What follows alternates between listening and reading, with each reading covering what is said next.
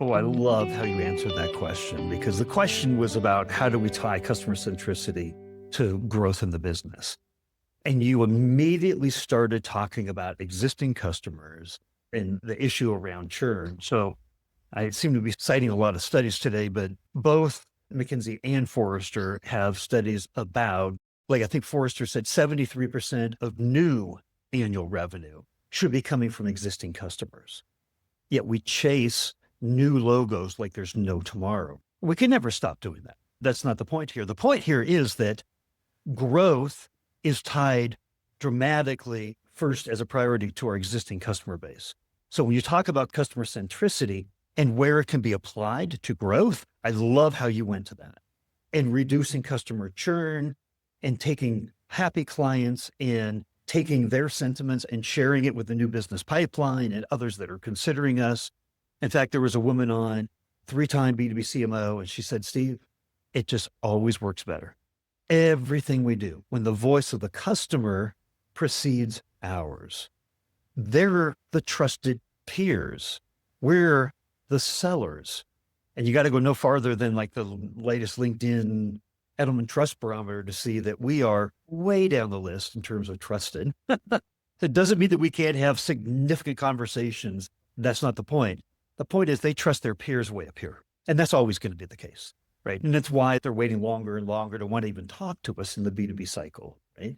It's because they're doing their own work and they're validating from their trusted sources.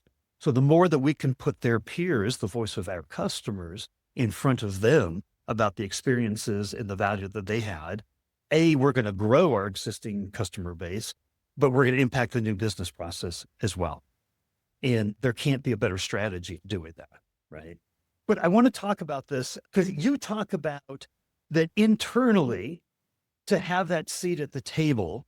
You also, and I asked earlier, is the number one thing, voice of the customer, you said, well, you got to have business acumen, right?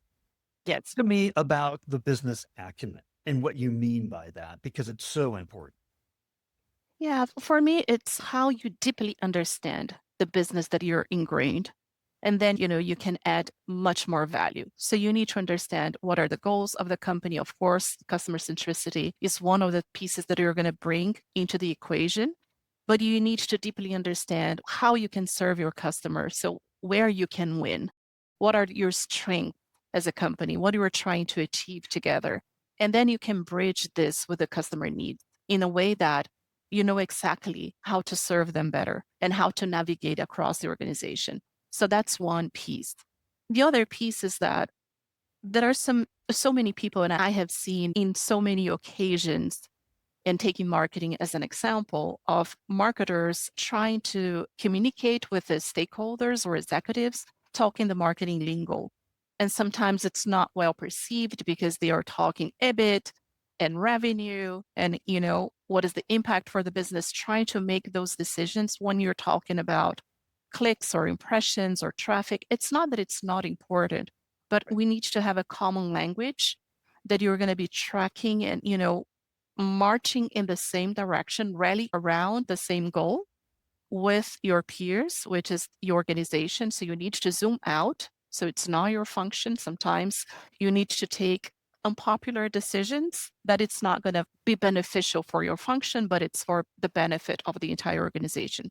So that's what I mean. You need to think business first. And it's not for marketing, it's for HR, for CX, for legal, for finance, for everything. You need to think about, the common objective of the organization to be successful so you can collaborate and serve your customers better in the way that you know what's going on and what is the best that you can serve them.